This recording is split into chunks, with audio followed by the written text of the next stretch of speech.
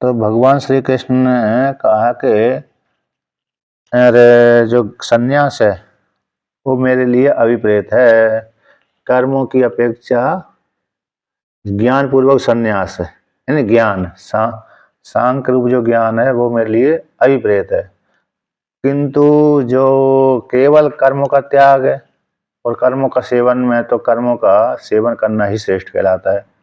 ज्ञान से रहित केवल कर्मों का त्याग की अपेक्षा कर्म करना श्रेष्ठ कहलाता है।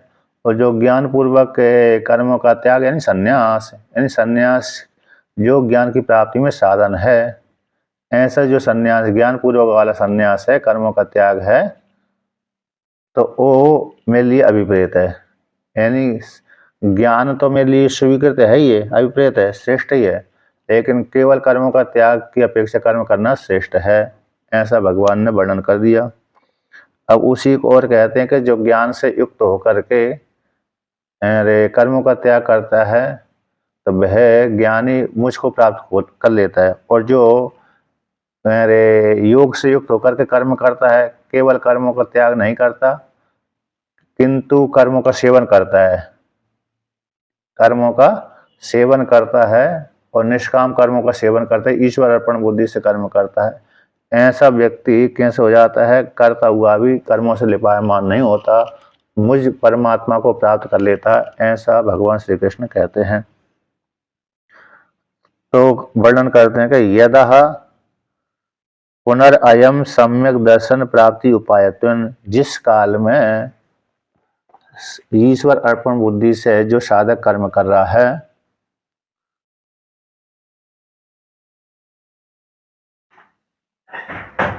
यहाँ पर टीकाकार कहते हैं कि ननु पारिव्राज्यम परिगृह्य, परिव्राज्य को ग्रहण करके, संन्यास को ग्रहण करके श्रवण आदि साधन को बार बार अनुष्ठान करने से लब्ध सम्यक बोध वाले साधक का, जिसको सम्यक बोध की प्राप्ति हो गई, यथा जिस प्रकार से पूर्व कर्माणि उपलब्धन्ते तानि न बंधेतु, जैसे पूर्व जब परिव्राज्य को ग्रहण कर लिया, संन्यास ग्रहण कर लिया, श्रवण आदि साधनों को बार बार अनुष्ठान करता है, तो अनुष्ठान करने से उसको ज्ञान की प्राप्ति हो गई। तो यथा पूर्व कर्माणि उपलब्धन्ते, जो पूर्व कर्म उसको प्राप्त थे वे तो बंधन के हेतु नहीं है, किंतु भविष्यत काल के बंधन के हेतु बन जाए, भविष्यत काल के बंधन के हेतु बन जाए। जो पूर्व के संचित आदि कर्म थे, ज्ञान की प्राप्ति के जो साधन थे, उन साधनों से ज्ञान की प्राप्ति हो गई साधक को, सन्यासी को। और साधक सन्यासी को ज्ञान की प्राप्ति हो जाने के पश्चात जो पूर्व के कर्म बंधन के हेतु नहीं है, किंतु भविष्यत काल के जो कर्म बंधन के हेतु हो जाए, तो उसको लेकर कहते हैं यदा जिस काल में है साधक सम्यक दर्शन की प्राप्ति के साधन रूप से सेवन करता है, सम्यक दर्शन की प्राप्ति के साधन रूप से जब सेवन करता है, तो फिर क्या हो जाता है? ऐसा कर्म करने वाले व्यक्ति कर्मों से लिपायमान नहीं होता। यानी सम्यक दर्शन की प्राप्ति के साधन जिस काल में यह साधक है पुरुष योग से युक्त होकर के कर्म करता है, तब सम्यकदर्शी संपद्यते, उसको सम्यक ज्ञान की प्राप्ति हो जाती है, सम्यक ज्ञान की प्राप्ति हो जाती है। उस काल में प्रातिभाषिक वृत्ति को आश्रय लेकर के कर्म करता हुआ भी कर्मों से लिपायमान नहीं होता। अर्थात ये है कि जो व्यक्ति ज्ञान की प्राप्ति के लिए कर्म करता है, तो ज्ञान की प्राप्ति के लिए कर्म कर रहा है, तो ऐसा कर्म करने वाला व्यक्ति कर्म करते करते करते ज्ञान की प्राप्ति के लिए कर्म करता हुआ, कर्म करते करते अंतःकरण शुद्धि हो गई है, तो अंतःकरण शुद्धि हो जाने से उसकी ज्ञान की प्राप्ति हो गई, तो ज्ञान की प्राप्ति दृढ़ निश्चय ज्ञान हो गया कि मैं ही ब्रह्म हूँ। ऐसे दृढ़ निश्चय ज्ञान हो जाने के पश्चात फिर आगे भी कर्म करता है, तो आगे जो कर्म बन रहे हैं उसके वे कैसे प्रातिभाषिक वृत्ति को लेकर के, यानी दिखता तो है, कर्म करता हुआ तो दिखता है लेकिन कर्म नहीं करता, उसी को टीकाकार कहते हैं प्रातिभाषिक वृत्ति को आश्रय करके करता हुआ भी वह नहीं करता, कुर्बन अपि न लिप्यते, करता हुआ भी नहीं करता। अब उसको भगवान श्री कृष्ण कहते हैं लेकिन योग से युक्त होना है। बिना योग से युक्त होकर के ये करेगा तो फिर बंधन को प्राप्त हो जाएगा, किंतु समाहित होकर के ईश्वर अर्पण बुद्धि से कर्म करने वाला व्यक्ति, उसको सम्यक ज्ञान की प्राप्ति हो जाती है। इसलिए सम्यक ज्ञान की प्राप्ति हो जाने के पश्चात फिर वो ज्ञान, दृढ़ निश्चय ज्ञान हो जाने के पश्चात कर्म करता है तो वो कर्म अकर्म कोटि में चला जाता है। इसलिए बहुत से जो साधु हैं, साधक हैं, वो ज्ञान की प्राप्ति में तो ज़्यादा प्रयत्न नहीं करते, लेकिन भजन बहुत करते हैं। तो भजन बहुत करते हैं तो फिर वो उनके क्या हो जाता है, ज्ञान की प्राप्ति हो जाती है ना। बहुत जगह देखा है मैंने। एक नर्मदा परिक्रमा में मैं चल रहा था तो एक एक महात्मा समाधि लगाता था, जड़ समाधि लगाता था, लेकिन फिर भी उसकी जड़ समाधि के प्रभाव से अरे उसको कई प्रकार की अनुभूति हो गई थी। उसने तो मेरे को बताया था, एक महात्मा ने, कि मेरे को तो एक ऐसी वस्तु नर्मदा जी मिली मेरे को, मणि, अब नर्मदा जी नहीं, बट वृक्ष के नीचे किसी योगी ने उस बट वृक्ष, उस मणि को दूध में रख दो अथवा किसी पात्र में रख दो, दूध में रखा हुआ है, रख दिया तो वो दूध उतना जितना भी निकालते रहो घटेगा नहीं, घटता नहीं था। तो मेरे को प्राप्त हो गई। मैंने, उसने कहा कि मैंने लेके आया वो मणि, बट वृक्ष के नीचे से उठा के ले आया, उठा कर ला करके मैंने दूध में पात्र में रख दिया। तो सुबह चाय बनाई, दोपहर को चाय बनाए, दूध खत्म होना चाहिए, किंतु ये जितना दूध चाय बनाए उतना आधा तो हो जाता था। जब दोबारा के नया ढक्कन लगा करके बंद कर देता था, दूध को पात्र रख देता था, जब नया फिर दोबारा के चाय बनाने के लिए प्रयत्न करता था तो पुनः भरा हुआ मिलता था पात्र। तो उसी ने क्या कर दिया, अरे उस मणि को किसी दूसरे को दे दिया, अपने सेवक को दे दिया, और सेवक ने कुछ दिनों तक तो उसका प्रयोग किया, लेकिन बाद में उसने पूजा पाठ नहीं कर पाई। जिस दिन पूजा पाठ नहीं करी उस मणि की, उसी दिन अदृश्य भी हो गई उसकी। ऐसा मेरे को बता रहा महात्मा, वैष्णव महात्मा थे, और शायद शायद नर्मदापुरम है ना, इस तरह उत्तर तट पर ही थे। नरसिंहपुर आने से पहले है, हाँ, नरसिंहपुर के क्षेत्र में आसपास ऐसे ही थे, लेकिन उत्तर तट पे थे। और एक जबलपुर का महात्मा था, वो तो गाय की सेवा करने से उसको बहुत अनुभूति हुई थी। जो है ना ग्वारी घाट है, ग्वारी घाट में उस तट पर रहता है, दक्षिण तट पर। उसने भी अच्छा सुनाया था। है तो पढ़ा लिखा नहीं था, गांजा ही पीता था, लेकिन गाय की सेवा करता था।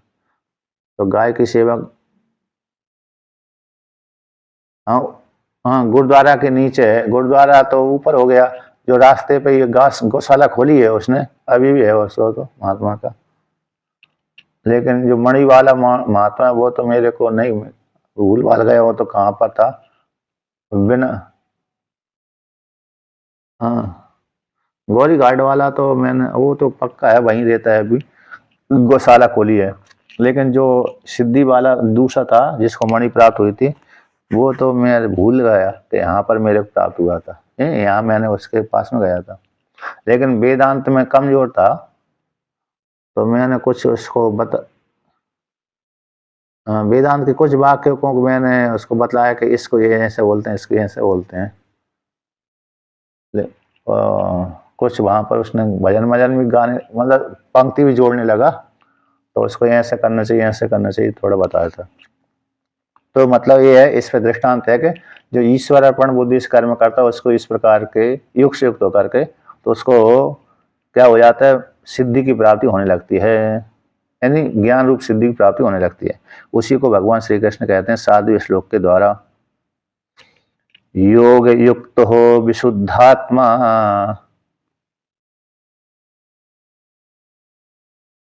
विजितात्मा जितेन्द्रिय,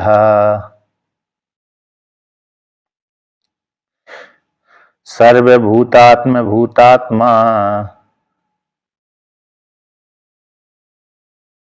कुर्वन्नपि न लिप्यते। तो यहाँ पर वर्णन करते हैं योग युक्त हो विशुद्ध आत्मा, योग से युक्त हो गया है।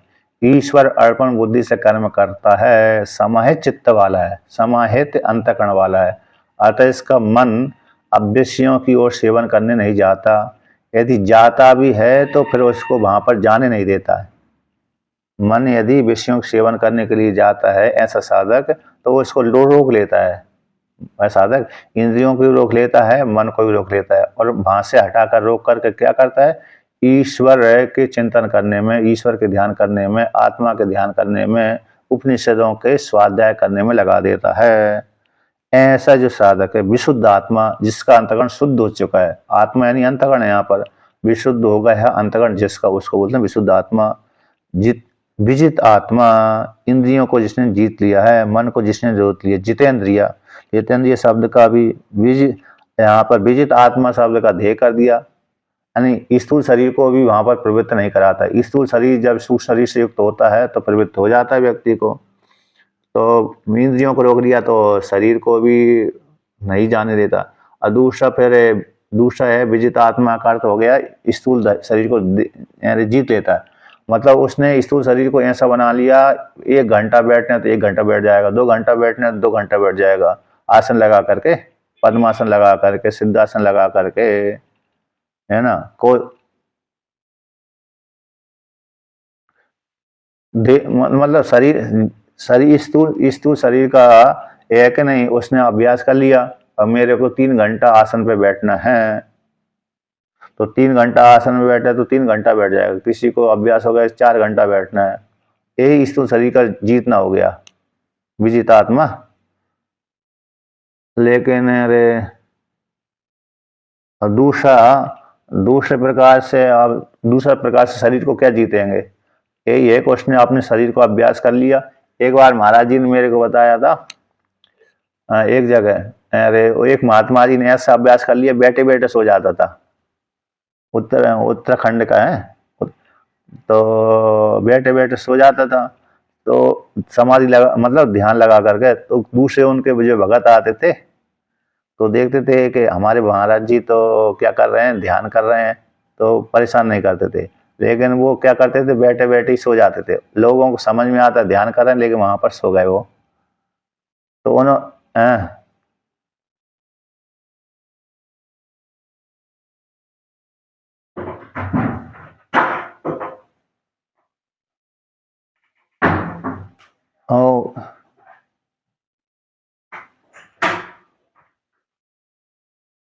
खड़े खड़े सोना तो गिर ही जाएगा, ये तो ज्यादा हो गए। ठीक है, हाँ मतलब ये है, निद्रा जीत हो गए ना, घोड़ा कैसा। हाँ मतलब खड़े खड़े तो अच्छा है, खड़े खड़े भी व्यक्ति एकाग्र हो जाता है, तो खड़े खड़े भी सो जाता है व्यक्ति, मतलब सोता नहीं है फिर वो। तो यहाँ पर ये खड़ा खड़ा ध्यान, मन केंद्रित हो जाता है, एकाग्र हो जाता है ना, तो बैठे बैठे में कोई खतरा नहीं रहता है। बैठे बैठे जो सोता है उसके लिए खतरा नहीं है, लेकिन खड़े खड़े में व्यक्ति खतरा रहता है। इसलिए खतरा कभी गिर जाएगा तो वो शरीर में चोट आ जाएगी, है ना। लेकिन बैठे बैठे समाधि, इसलिए समाधि को खड़े खड़े का निषेध किया है कि खड़े खड़े समाधि नहीं लगानी चाहिए, बैठ के ही समाधि लगानी चाहिए, ऐसा आता है। वो भी अच्छा है, खड़े खड़े जैसे राक्षस है, देवता है, मतलब जो राक्षस है, दैत्य है, और मनुष्यों में ऋषि मुनि आदि पहले जो कठोर तपस्या करते थे एक एक अंगूठे के ऊपर खड़े होकर के, तो उनकी वो तपस्या बड़ी खतरनाक होती थी। लेकिन थे एकाग्र वाले, एकाग्र मन को एकाग्र करके ही खड़े होते थे, और सो गए तो फिर गिर गए। वहां पर यदि सो गए तो गिर गए, तो जहां पर खड़े होकर के सोना है तो वहां पर गिर सकते हैं, लेकिन खड़े होकर के ध्यान करना, एकाग्र करना, तो गिर नहीं सकते वहां पर। ऐसा तो हो सकता है। अश्व का है गुड़ा, गुड़ा का यानी निद्रा होती है, गुड़ा का यानी निद्रा, निद्रा को जीतने वाला।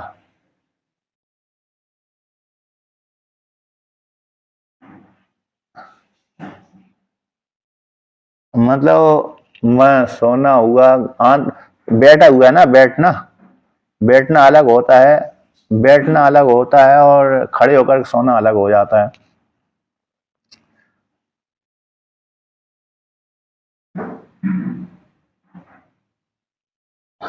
हाँ,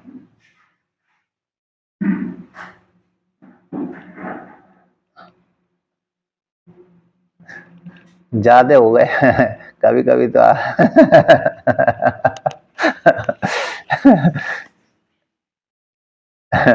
जा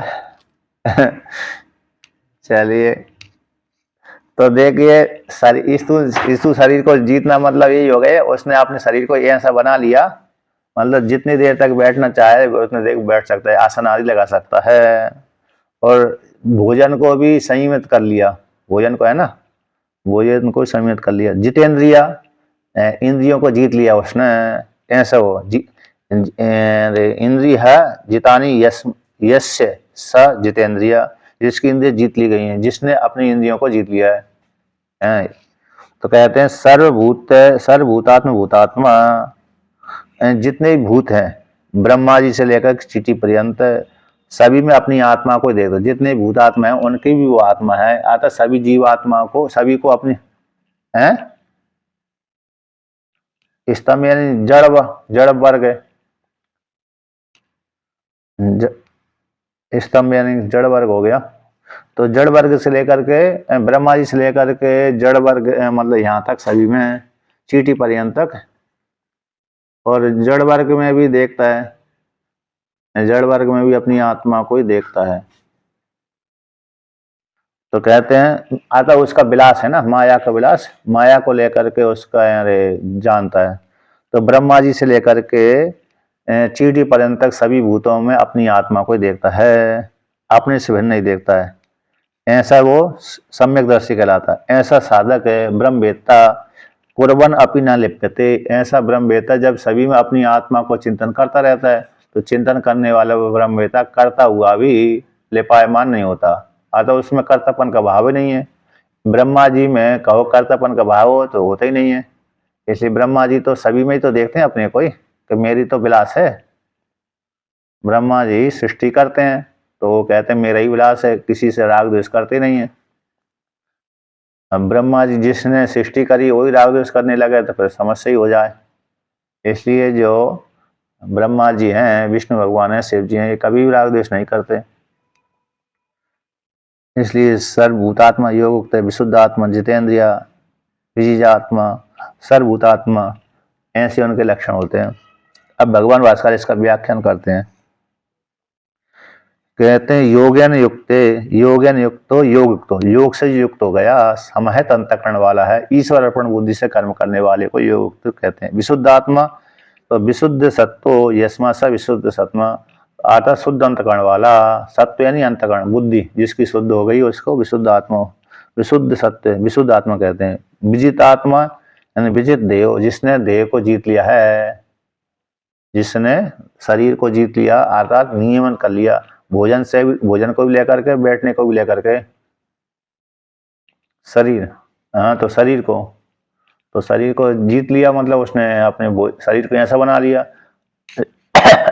जैसे ये ना छोटे से बालक बालिका है, जब वो दिखाते हैं ना, तो अरे वो करते हैं योग करते हैं, अथवा जो सर्कस में है, सर्कस के जो बालक बालिका होते कि नहीं होते सर्कस में, उनके शरीर को जैसे ही मोड़ो रबड़ के जैसे मुड़ जाते हैं। उनके शरीर को, बालक बालिका के जो शरीर होते हैं सर्कस में काम करने वाले के, तो रबड़ के जैसे ही तो उनके मुड़ जाते हैं शरीर अंग। इतना भयंकर शरीर उन्होंने बढ़ा लिया। अब जैसे जो रोडों पे कभी कभी जो बालक अथवा बालिका एक रस्सी के ऊपर खड़ी रहते ना कमाने के मतलब, तो उनका उनका भी कितना एकाग्र मन रहता है। यदि वहां पर मन एकाग्र ना रहे, थोड़ी सी बैलेंस, इतनी पतली एक अंगुली के बराबर मोटी पतली, एक अंगुली के बराबर मोटी पतली के मोटी रस्सी के ऊपर खड़ी हो जाती हैं आकाश में और गिरती भी नहीं है। यदि मन उनका एकाग्र ना हो तो गिरी जाए तुरंत ही, उनका बहुत बड़ा अभ्यास है वो। लेकिन वो नहीं, दंडा भली दंडा लिए रहे, लेकिन बेल कितना कितना एकाग्र मन हुए बिना एक कर ही नहीं सकते। मन उनका वहां पर एकाग्र है, उनका अभी के लिए रहेगा नहीं, पर उनका एकदम एकाग्र चित्त रहता है मन। तो नहीं। हाँ, मन को एकाग्र किए बिना हो ही नहीं सकता, इसलिए वहां पर उनका भयंकर मन। हाँ, अकेला इतना है, उनका मन उस धन कमाने के लिए वहां पर एकाग्र है, इसलिए वो ज्यादा सफलता प्राप्त नहीं हो पाई उनकी। नहीं, गाना गाना तो वो दूसरे को बुलाने के लिए है। गाना गाना उनके लिए, स्वयं के लिए नहीं है। दूसरे व्यक्ति शोर सुन करके, गाना को शोर सुन करके व्यक्ति देखते हैं कि क्या बज रहा है, क्या चल रहा है, तो धन दे, उनको देख करके धन दे देते हैं। गाना उसके लिए है, उसको उसके मन में कोई वो नहीं है, उनका मन तो वहीं पर केंद्र। हाँ, परिक्रमा जहां भी है, कहीं भी, तो उनका मन रस्सी के ऊपर ही टिका रहता है, कहीं गिर न जाऊं, मतलब वहां पर एकाग्र रहता है। उसी मन को यदि उन्होंने आत्मा की प्राप्ति के लिए लगा लिया तो फिर अरे क्या शीघ्र लाभ की प्राप्ति हो जाएगी उनको, लेकिन उसमें दृष्टि उनकी नहीं जाती, संस्कार न होने के कारण। तो ये अकेला है। तो देखिए, उसी को बोलते हैं विजित आत्मा, यानी विजित देहो, शरीर जिसने जीत लिया, ऐसा बना लिया। जितेंद्रिय, जिसने इंद्रियों को जीत लिया उसको जितेंद्रिय के लेते हैं। अगर 5 ज्ञानेंद्रिय, 5 कर्मेंद्रिय, विषय की ओर धावन करने नहीं देता। यदि विषय की ओर धावन करने दिया है तो उतना ही उसने के लिए है, कितने, जैसे शरीर का चलता रहे, शरीर का आहार के लिए अकेला। और कहते सर्वभूतात्मा, सर्वभूतात्म भूतात्मा, यानी सर्वेशम ब्रह्मादीनाम स्तंभ पर्यंतानाम भूतानाम आत्मभूत आत्मा प्रत्यक्ष चेतनो यस्य स सर्वभूतात्मा सम्यक दर्शित सर्वेशम ब्रह्मादीना, 5वें अध्याय का 7वां श्लोक है।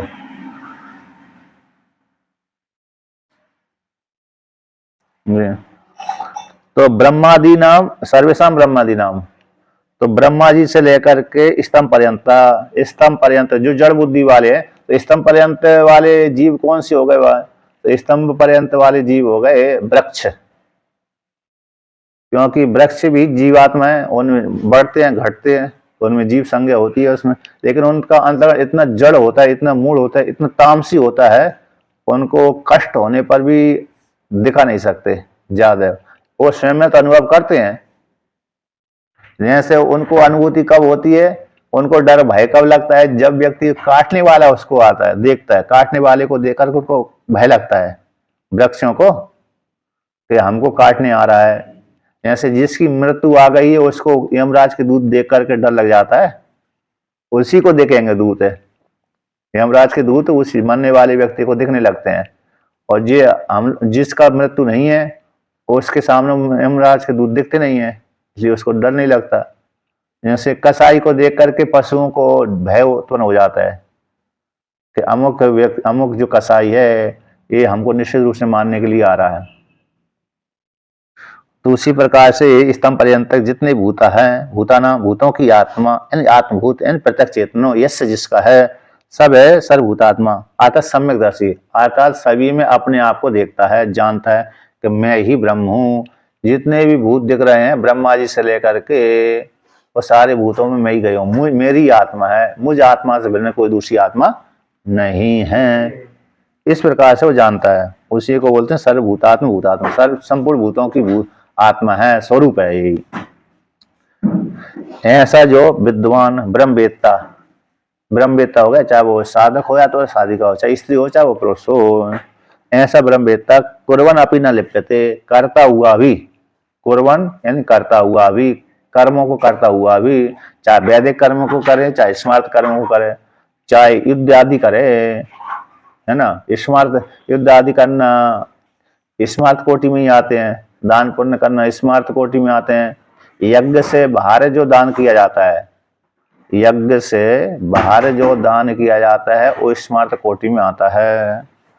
तो यज्ञ से बाहर कौन सा दान हो गया? जैसे यज्ञ हो गया राजसूय यज्ञ, अश्वमेध यज्ञ, वैष्णव यज्ञ, इंद्र देवता वाला यज्ञ, वायु देवता वाला यज्ञ, हिरण्यगर्भ संबंधी यज्ञ, ब्रह्मा जी संबंधी यज्ञ, चंडी यज्ञ, देवी यज्ञ। तो ये यज्ञ जो उपनिषद जो वेद में आए हैं कर्मकांड में, उनमें जितनी अच्छा उसमें ये विशेषता है, उसमें दक्षिणा नियम पूर्वक ही देना चाहिए। उसमें जो दक्षिणा दी जाती है नियम पूर्वक ही शास्त्र के अनुसार ही दे सकते हैं। आचार्य को इतना देना है, आचार्य सेवक को इतना देना है, उसके और नीचे वाले को इतना देना है, सभी को बराबर नहीं दे सकते। वहां पर कहते आचार्य ने उतनी मेहनत करी है, उसके साथ आचार्य के साथ जो आया है उतने ही उसने भी बराबर मेहनत करी है, तो हम बराबर ही दक्षिणा देंगे। तो वहां पर नहीं, ऐसा नहीं चल सकता। वहां पर तो ऐसे ही चलेगा, आचार्य को ज्यादा ही देना पड़ेगी।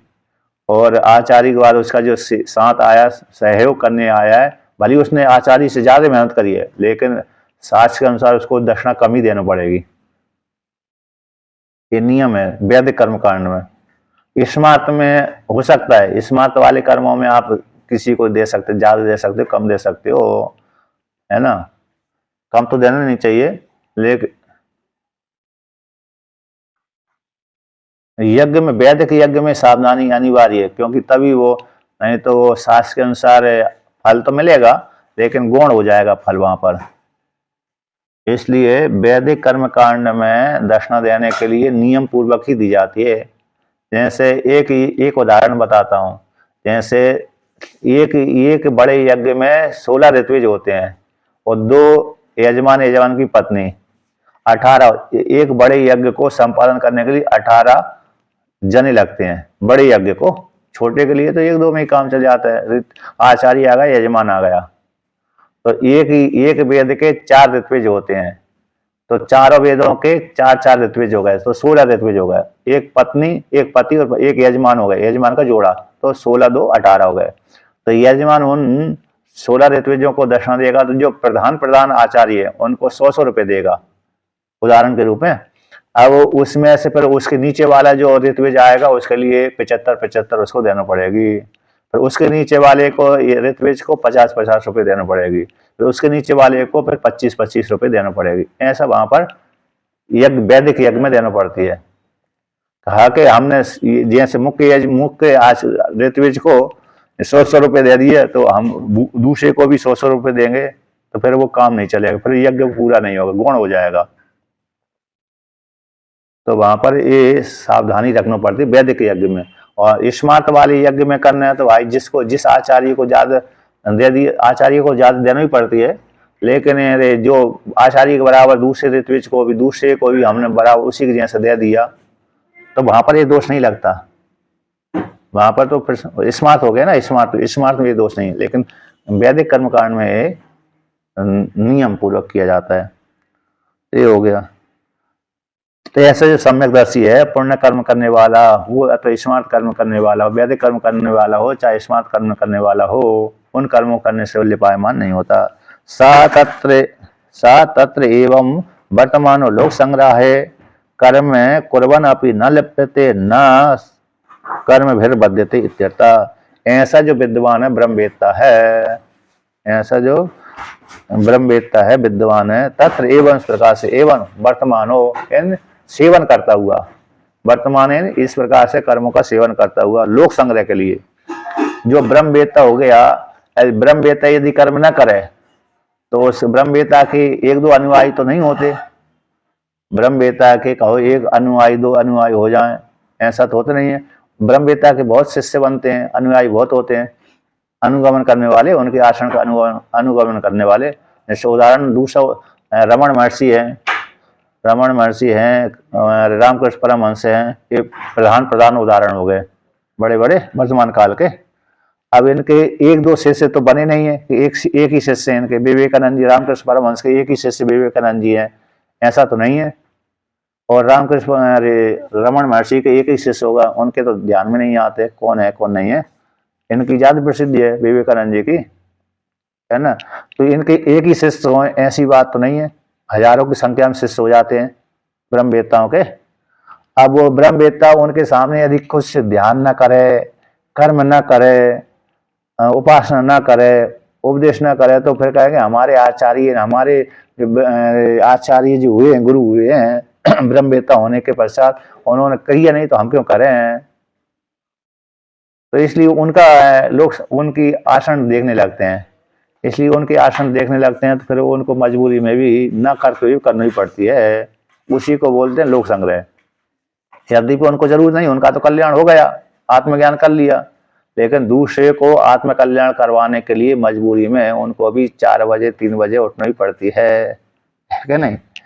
ब्रह्म मुहूर्त में चाहे ठंडी हो चाहे गर्मी हो, उनको भी ब्रह्म मुहूर्त में उठ कर स्नान करके संध्या पूजन भजन आदि जो भी उनका नियम है करना ही पड़ती है। तो फिर उनके अनुयायी उनके शिष्यगण देखते हमारे गुरु जी इतने बड़े विद्वान होने के पश्चात भी 3 बजे अथवा 4 बजे उठ करके स्नान कर लेते हैं, फिर ध्यान करने लगते हैं, फिर पूजा करते हैं।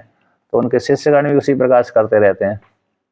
तो ऐसा करते करते शिष्यगणों को कल्याण भी हो जाता है ना। इसी को बोलते हैं लोक संग्रह। तो लोक संग्रह के लिए कर्म करता हुआ भी लिपायमान नहीं होता।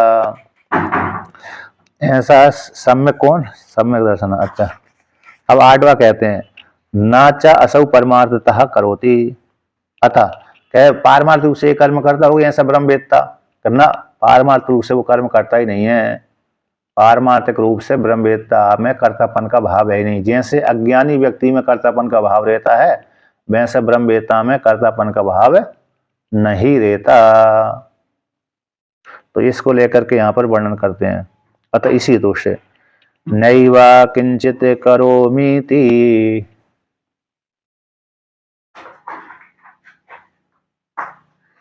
युक्तो मन्येत तत्त्ववित्।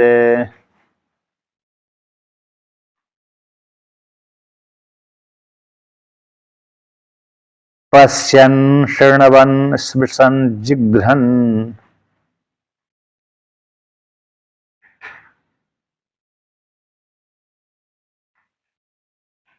नश्नन् गच्छन् स्वपन् श्वसन्।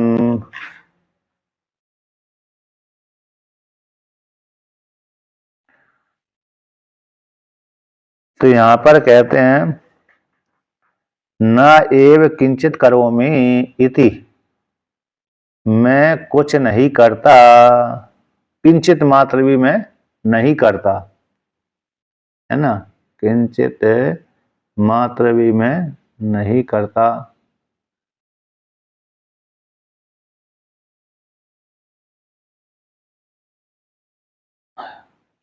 मेरी आवाज स्पष्ट आ रही है ना अभी? ठीक है। तो कहते न एव किंचित करोमीति, मैं कुछ नहीं करता, मैं कुछ नहीं करता हूं। युक्त इस प्रकार से जानता है, क्योंकि लोक संग्रह के लिए तो कर्म करता है, लेकिन उसकी दृष्टि में, उसकी स्वयं की दृष्टि में मैं नहीं करता हूं इस प्रकार का भाव उसका रहता है। युक्त है, समाहित अंतःकरण वाला है। मन्येत तत्त्वेत, ऐसा तत्वता अपने आप को मानता है। मान्यता यानी मानता है, चिंतित ऐसा चिंतन करना चाहिए। मान्यता यानी विधिलिंग हो गया कि मैं कुछ भी नहीं करता, करता हुआ भी मैं कुछ नहीं करता।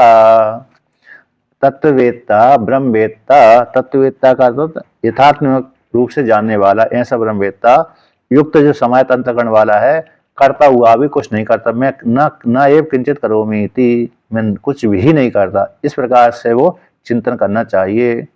तो कहते हैं पश्यन, चक्षु इंद्रिय के द्वारा देखता हुआ भी वह नहीं देखता। श्रवण, श्रोत्र इंद्रिय के द्वारा सुनता हुआ भी सुनता नहीं है। स्पर्शन, त्वचा त्वक इंद्रिय के द्वारा स्पर्श करता हुआ स्पर्श नहीं करता। जिघ्रन यानी घ्राण इंद्रिय के द्वारा सूंघता हुआ भी सूंघता नहीं है। अश्नन, रसना इंद्रिय के द्वारा भक्षण करता हुआ भी वह भक्षण नहीं करता। अश्नन के बाद आ गया गच्छन, पाद इंद्रिय के द्वारा गमन करता हुआ भी चलता नहीं है। स्वपन, स्वपन का अर्थ सोना ही होता है कि नहीं। स्वपन का अर्थ सोना, सपना नहीं होगा। श्वसन क्रिया, श्वसन भी आ गए, आगे श्वास लेता हुआ श्वास नहीं लेता। स्वपन यानी सोता हुआ ले लीजिए यहाँ पर। श्वसन का अर्थ होगा सोना, सोता हुआ भी सोता नहीं है ना। इस ऐसा वर्णन कर दिया। इंद्रिय सोना सिंह स्वप्न धातु है, सोना अर्थ में है, तो सोता हुआ भी सोता नहीं है, लेटता हुआ मान लीजिए। और श्वसन यानी श्वसन क्रिया करता हुआ भी क्रिया नहीं करता। तो न एव किंचित करूँ इति, मैं कुछ भी नहीं करता, इति युक्त समय अंतःकरण वाला है योगी। योगी समय अंतःकरण सन मन्येत चिंतित, इस प्रकार से चिंतन करना चाहिए। यानी तत्वविद आत्मनो यथात्म्यम तत्वम वेति इति तत्वविद परमार्थदर्शी। ऐसे जो तत्ववेत्ता है इसलिए आत्मा के स्वरूप को यथार्थ रूप से जानता है, ऐसे जानने वाले जो परमार्थदर्शी, इस प्रकार से भावना उसको करना चाहिए। कदह कथम व तत्व अवधारियन मन्येति इति युक्ते, कदा किस काल में अथवा किस प्रकार से, कथम इन किस प्रकार से, कदा इन किस काल में, कथम इन किस प्रकार से तत्व को निश्चय करना चाहिए, निश्चय करता हुआ इस प्रकार से चिंतन करना चाहिए। धार्यन धार्यन धारण अवधारणा करता हुआ, ऐसे माने अपने आप को, किस काल में किस प्रकार से, किस काल में दा जो प्रत्यय आता है प्रकार अर्थ में भी आता है, किस प्रकार से, और काल अर्थ में भी आता है। तो यहाँ पर काल का वाचक कथम शब्द किस प्रकार से, ऐसे करना चाहिए। कदा किस काल में तत्व को निश्चय करके इस प्रकार से माने, किस प्रकार से निश्चय करना चाहिए, ऐसी प्राप्ति हो जाने पर उच्चते कहते हैं। नवा श्लोक को पाठ करते हैं। पल्यपन विसर्जन गृहणन,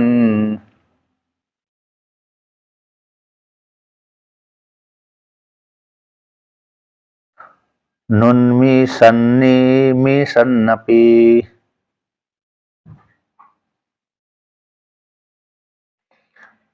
इंद्रियाणीन्द्रियार्थेषु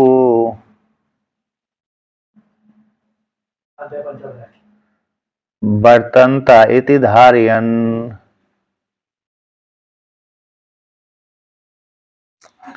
प्रलपन, तो प्रलपन का अर्थ है लप व्यक्तायाम वाची धातु है। कौन सी धातु है? लप व्यक्तायाम वाची, इन बोलने अर्थ में। तो प्रलाप करता हुआ, इन बोलता हुआ, बोलता हुआ भी बोलता नहीं है तब बोलता है। विसर्जन त्याग करता, सृज विसर्ग धातु है, सृज विसर्ग धातु है तो त्याग करने अर्थ में, तो त्याग करता हुआ भी। ग्रहणन गृह उपादान धातु है, ग्रहण करने अर्थ में, लेने अर्थ में। तो दो इंद्रिय त्याग करती हैं, नीचे की दो इंद्रिय त्याग करती हैं। और ग्रहणन यानी ग्रहण इंद्रिय है, हाथ हो गए, हाथ से व्यक्ति ग्रहण करता है, दूसरे से कुछ लेता है देता है, तो ग्रहण करता हुआ भी। उन्मिषण उन्मेष निमेष, उन्मिषण और निमिषण, पलक गिराना पलक उठाना, पलक गिराना और पलक उठाना, योग्य ना, चेष्टा करना इत्यादि। इस प्रकार से निमेष उन्मेष आदि के द्वारा पलक गिराना झपकाना आदि है। इस प्रकार से कर्म करता हुआ, इस प्रकार से कर्म करता हुआ भी। इंद्रियाणि इंद्रियार्थेषु वर्तन्ते, कहते जो 5 ज्ञानेंद्रिय 5 कर्मेंद्रिय, 5 ज्ञानेंद्रिय 5 कर्मेंद्रिय अपने अपने विषय का सेवन करते हैं। किसका सेवन करती हैं? जैसे ज्ञान इंद्रिय अपने विषय का सेवन, चक्षु इंद्रिय रूप का दर्शन करती है, चक्षु इंद्रिय किसका दर्शन करती है? रूप का दर्शन करती है। श्रोत्र इंद्रिय शब्द का श्रवण करती है। घ्राण इंद्रिय गंध का,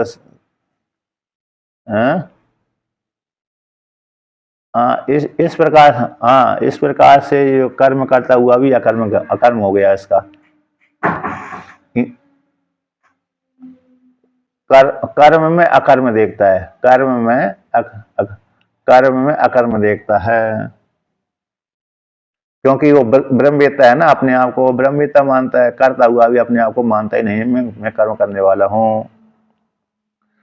तो इंद्रियाणि इंद्रियार्थेषु, जो इंद्रिय 5 ज्ञानेंद्रिय 5 कर्मेंद्रिय हैं, इंद्रियार्थेषु इंद्रिय का जो विषय है, 5 ज्ञानेंद्रिय का और 5 कर्मेंद्रिय के जो विषय हैं, उन विषयों को क्या कहता है? सेवन करता है। वर्तन्ते इति धारयन्, इस प्रकार से उन इंद्रिय अपने अपने विषय का सेवन करते हैं, धारण करता रहता है इंद्रियों को, इस प्रकार चिंतन करता रहता है, इस प्रकार से प्रवृत्त होता रहता है। अर्थात इस प्रकार से माने, जब इस प्रकार से ऐसा है, ऐसा अपने आप को माने। जब वो कहता है कि मेरी इंद्रिय तो मेरे इंद्रिय ही अपने अपने विषय का सेवन करती है, मैं कुछ नहीं करता, मैं कुछ नहीं करता, तब जब इस प्रकार से उसकी भावना दृढ़ हो जाती है, तब उस काल में अपने इस प्रकार से चिंतन करते रहना चाहिए। मतलब ऐसी जो विद्वान है, इस प्रकार से कदा किस काल में किथम किस प्रकार से तत्व को निश्चय करता हुआ अपने आप को चिंतन करे, कि इस प्रकार से निश्चय करके चिंतन करते रहना चाहिए। इस काल में, काल तो आ ही जाता है, इस प्रकार से चिंतन करते रहना चाहिए उसको, कि मैं कुछ नहीं करता, बल्कि अरे ये इंद्रिय अपने अपने विषय का सेवन करते हैं। तो जो साधक हो गया वो इस प्रकार से चिंतन करते करते करते सिद्धि को प्राप्त हो जाता है। और जो ब्रह्मवेत्ता है उसके लिए तो फल है, ब्रह्मवेत्ता के लिए फल हो गया। ब्रह्मवेत्ता तो कुछ कर, वो जानते मैं कुछ नहीं कर रहा, करता नहीं हूँ, किंतु जो साधक है वो इस प्रकार से भावना करे कि मैं भाई कुछ नहीं करता हूँ, इंद्रिय अपने अपने विषय का सेवन करती हैं, उसके लिए साधना बन गई। उसके लिए क्या बन गई? साधना। जैसे अरे आप पढ़ते पढ़ते पढ़ते पढ़ते भी आपके मन में हो जाता भावना, हर एक व्यक्ति के वेदांत पढ़ते पढ़ते भावना हो जाती, होने लगती है कि भाई मैं तो मरता भी नहीं हूँ, जीता भी नहीं हूँ, मैं कुछ करता ही नहीं हूँ, मैं तो ब्रह्म हूँ। ये मन में भावना, हाँ साक्षी हो गए, साक्षी हो गए ना, साक्षी। तो ये पढ़ते पढ़ते ही ये हो जाता है अपने आप ही, क्योंकि वो अधिकारी हो गया ना। तो अधिकारी हो गया तो फिर ये अपने आप को फिर मानता कि मैं तो भाई करता नहीं हूँ, भोगता नहीं हूँ, ये जो कर रहा है भोगता है ये तो मेरी इंद्रियों का विषय है, मेरा विषय नहीं है, मैं तो इंद्रियों से परे हूँ। ये व्यक्ति के मन में उत्पन्न होने लगता है। ज्यादा पढ़ने से भावना अपने आप ही आने लगती है, क्योंकि अधिकारी हो गया ना ज्ञान का पूरा। मानते ना आप? ऐसे मानते रहना चाहिए, और क्या, मैं कुछ नहीं करता। तो आधे झगड़े तो घर के इसी से समाप्त हो जाते हैं। आधे झगड़े, जो घर में झगड़े होते हैं ना, तो ये झगड़े इस प्रकार से चिंतन करते करते ही अपने आप समाप्त हो जाते हैं। बहुत फायदा है इसका, पढ़ने मात्र से ही है।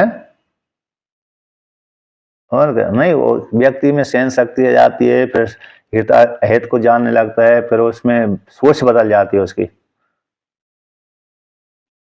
बुद्धि बुद्धि बुद्धि परिवर्तन हो जाती है उसकी। तो छोटी छोटी बातों के ऊपर वो ध्यान देते ही नहीं है। क्रोध भी करता है तो थोड़ी देर के लिए भी कर लेता है, डांटने आदि के लिए, क्रोध भी उसने करना बंद कर देता है। तो ये पढ़ने का इतना बड़ा फायदा है। फिर उसका सेवन करने लगा तो फिर तो बात ही क्या हो गई। ये तो पढ़ने मात्र का फायदा, फल बता रहा हूँ, पढ़ने मात्र का फल है कि गीता को पढ़ लिया तो उसका ये फल, इतना बड़ा फल हो जाता है। पर जब उसका सेवन करने लगा तो फिर तो सेवन तो आत्मा का साक्षात्कार ही हो जाता है। अब भगवान भास्कर इसका व्याख्यान करते हैं कि मन्येत इति पूर्वण संबंध है। मन ऐसा मानना चाहिए, मानता है तो पूर्व के साथ जोड़ लेना चाहिए, पूर्व श्लोक के द्वारा, यानी 8वें श्लोक के द्वारा, 8वें श्लोक के साथ जोड़ लेना चाहिए। यस्य एवं तत्वविदः सर्वे कार्यकरण चेष्टासु कर्मसु कर्मसु अकर्म एव पश्यतः सम्यक दर्शिनस्य तस्य सर्व कर्म संन्यास एव अधिकारः कर्मणो अभाव दर्शनात्। एवं इस प्रकार से जिस तत्ववेत्ता का संपूर्ण कार्यकरण चेष्टा में, संपूर्ण कार्य और कार्य होगी, सुशरीकरण होगा सुशरीर, इनकी चेष्टा में, कर्मों में चेष्टा करते हैं, उन कर्मों में अकर्म ये पश्यता, अकर्म को ही देखता है, कर्म करता हुआ भी उसमें अपने आप को अकर्म रूप से जानता है। ऐसा जो सम्यक दर्शनी है, सम्यक दर्शी है, इन आत्मा के यथार्थ रूप से जानता है कि इंद्रिय भैया, इंद्रिय ही अपने अपने विषय का सेवन करते हैं, मैं तो कुछ भी नहीं करता, मैं तो मुझ आत्मा में कोई भी सुख दुख नहीं है, कर्ता भोक्तापन नहीं है, भूख प्यास नहीं है। ये सारे भूख प्यास प्राण के धर्म है, सुख दुख मन के धर्म है, जन्म मृत्यु शरीर के धर्म है, मुझ आत्मा के कुछ भी नहीं है। ऐसा सम्यकदर्शी जानने लगता है। तस उस सम्यकदर्शी का सर्व कर्म संन्यासी एवं अधिकारा, कहते हैं उसका संपूर्ण कर्मों के त्याग में ही अधिकार है, संपूर्ण कर्म के संन्यास में ही अधिकार है। और ऐसा जो जानने लगता है मैं कुछ नहीं करता, फिर उसके घर में भी मन नहीं लगता। समस्या ये भी है क्या नहीं? फिर वो कहते हैं अब तो जाने चाहिए, जंगल में ही जाना चाहिए, जैसे बड़े बड़े है ना, नहीं, एक है ना, जैसे पहले व्यक्ति ने घर में रहकर बहुत पढ़ाई करी, बहुत से महात्मा ऐसे हैं, तो पहले घर में रह करके बहुत पढ़ाई, इंजीनियर बन गए, कोई कलेक्ट वो बन गए, बहुत बड़े बड़े पद पे चले गए, बैराग हुआ, नौकरी छोड़ दी, बाबा बन गए। अब बाबा बनने के पश्चात फिर उनको लगा थोड़ी धन की अपेक्षा, फिर भंडारे खाने मजबूर करने को, भंडारे खाने लगे। बड़ी बड़ी बहुत बहुत जगह आता है, लेकिन पूरा ज्ञान नहीं, पूरा निष्ठा नहीं बन पाई थी उनकी, वेदांत को निष्ठा बन नहीं पाई। उन वैराग्य तो था उनका, वैराग्य हो जाने के कारण घर का त्याग कर दिया, और त्याग करने के पश्चात अब उस काल में शुरू का वैराग्य अच्छा रहता है, अब बाद में वही वैराग्य को बना नहीं पाते तो ठंडा पड़ जाता है, और ठंडा पड़ गया तो फिर समस्या हो जाती है। अब कहते हैं भाई पैसा चाहिए, अब तो फिर भंडारा खाना पड़ती है। और बहुत से बड़े बड़े महात्मा रहते हैं, देखा होगा आपने, अरे कोई इंजीनियर है, कोई कलेक्टर भी है, कोई जज भी है, सारे उपाधि वाले, डॉक्टर भी है, कई भी हैं, कई प्रकार के हैं, लेकिन बाद में फिर उनको धन की अपेक्षा पड़ती है, तो फिर भंडारा खाने उनको पड़ता ही है। एक एक तो मेरे साथ ही महात्मा था, वो कह रहे मैंने एक कार मैंने गलती जल्दी घर छोड़ दिया, पहले मेरे को थोड़ा कमा लेना चाहिए थी, बैंक बैलेंस कर लेना चाहिए थी, बाद में छोड़ना चाहिए थी मेरे को।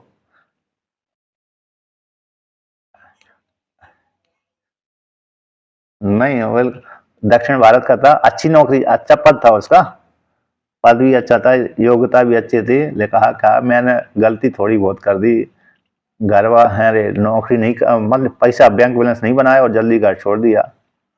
अब उनको समझ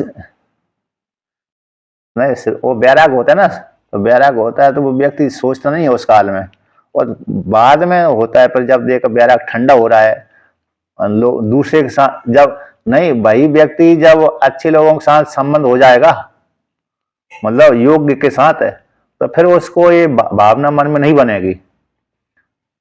लेकिन बैराग होने के पश्चात व्यक्ति का जो संबंध संग है, वो कभी कभी गलत लोगों के साथ पड़ जाता है। जैसे, हाँ जैसे देखा ना, किसी घर घर किसी व्यक्ति, हाँ, सत्संग करते रहना चाहिए, गुरु पुरुष में समझ जाता है, सत्संग करते करते करते व्यक्ति के मन में वो भाव आ ही जाते, जान ही लेता है। जैसे अब घर किसी व्यक्ति ने घर छोड़ दिया, त्याग कर दिया, और शुरू में तो बैराग उसका था अच्छा, लेकिन गंजेड़ियों के साथ पड़ गया। गंजेड़ियों के साथ पड़ गया तो गांजा ही पीता रहेगा, नहीं है, वो हो जाता है, वो संग संग हो ही जाता है, वो संगत का असर आ जाता है। जैसे हम भी हैं, हम भी किसी घर छोड़ा तो किसी के वहां पर गए, तो कोई महात्मा कहते थोड़ा पी लो गांजा, उसमें कोई वो नहीं होता है, खराब नहीं लगता, एक दो बार पी कर देख लो। कई गांजे वालों के साथ मैं भी रहा हूँ, लेकिन वो अब संस्कार ज्यादा हावी नहीं हुए अपने, तो उसका प्रयोग नहीं करते, जिसके संस्कार हावी हो जाते हैं फिर दिक्कत हो जाती है।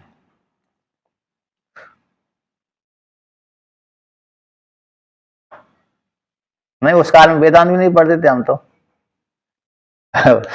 उस काल में वेदांत भी, हाँ, तो और क्या, उस काल में वेदांत नहीं पढ़ता, तो वेदांत तो बाद में पढ़ा मैंने, तो ये हो गया, तो संघ का असर हो जाता है, यही हो, तो इस प्रकार से तो कहते हैं ऐसा जो व्यक्ति है सारी इंद्रियों के द्वारा अपने अपने विषय का सेवन करता है, तो व्यसन सेव,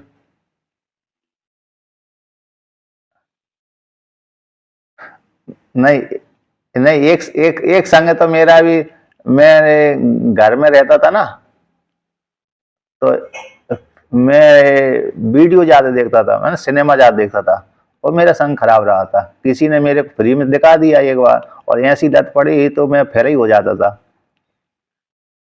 शुरू में घर में पढ़ने जाता था, घर से शहर में, तो उस काल में वीडियो सिनेमा का बड़ा सुंदर लगता था, शुरू में फ्री में दिखा दिया दो चार दिनों ने, एक आध दो दिन, अब मेरे को आदत पड़ गई, तो फिर वो मैं हर दिन देखने लगा, तो पढ़ाई में फेल ही हो जाता था मैं तो, मुश्किल से तो मैंने पढ़ाई करी थी। तो कभी कभी मेरा संग बड़ा खतरनाक होता, सिनेमा का संग है ना, तो इस प्रकार से तो संग संग बड़ा खराब है, मतलब ये है संग व्यक्ति नहीं छोड़ सकता, लेकिन सत्संग के विषय जोर लगाया है। संग व्यक्ति छोड़ ही नहीं सकता, इसलिए वहां पर सत्संग पर जोर लगा दिया। मदालसा का ये वाक्य है ना, संगा सर्वात्मना हेय सचेत त्यक तुम न सकते सद्विषय कर्तव्यम सताम संगो ही भेषजम। ये मदालसा ने अपने पुत्र के लिए उपदेश किया है।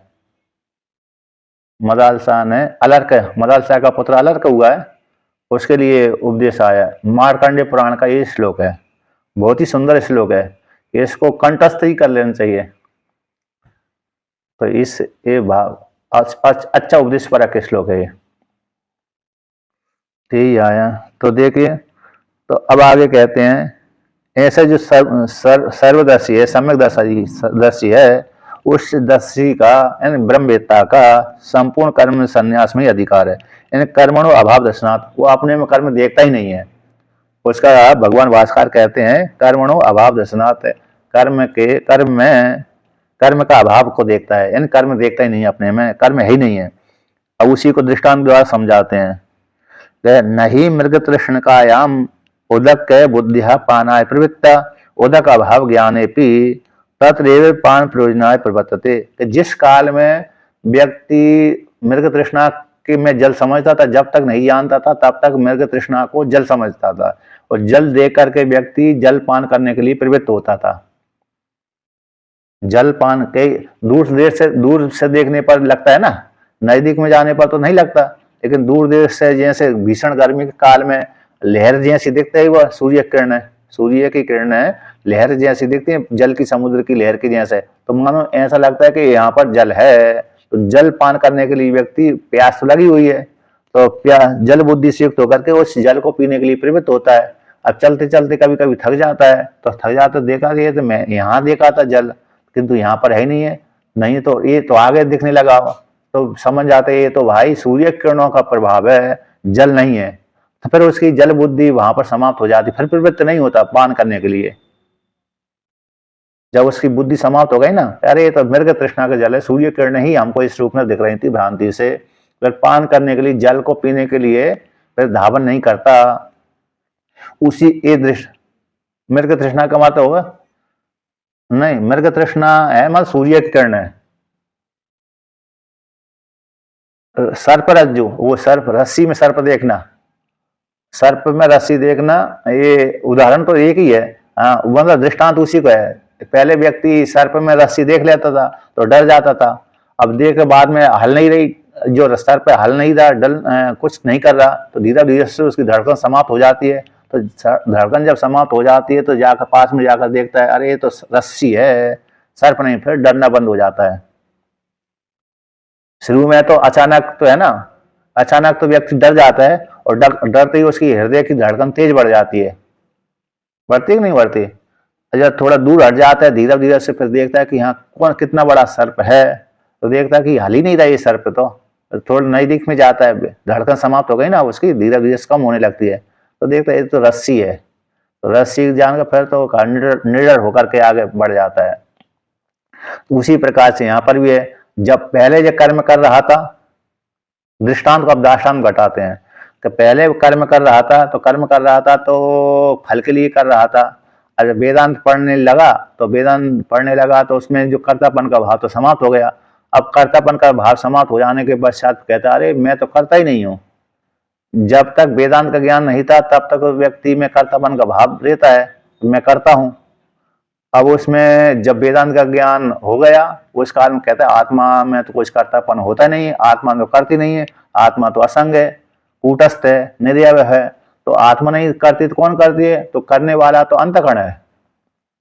करने वाला कौन है, अंतःकरण है। तो अंतःकरण के धर्म है, ना कि मेरी आत्मा के। तो इस प्रकार से जब अंतःकरण के धर्मों को अपने में आरोप कर लेता है, मतलब जानने लगता है कि ये अंतःकरण के द्वारा ही मेरे में झूठा कर्तापन का आरोप हुआ था, लेकिन मैं वास्तव में करता नहीं हूँ, वास्तव में करता तो अंतःकरण ही अहंकारी था, वो अहंकार मेरा निवृत्त हो गए। अब मैं इंद्रिय अपने अपने विषय का सेवन करती, इंद्रियों में करता, इंद्रिय ही कर्म करती हैं, सुख दुख का अनुभव करती हैं, अंतःकरण ही सुख दुख का अनुभव करता है, मैं कुछ नहीं करता, मैं तो इससे पृथक हूँ। इस प्रकार से जान लेता है ब्रह्मवेत्ता। फिर वो करता हुआ भी कुछ नहीं करता, करता हुआ भी कुछ नहीं करता। जो कर भी रहा है वो तो लोक संग्रह हो गया, दिखाने के लिए कर रहा है, झूठा मूठा।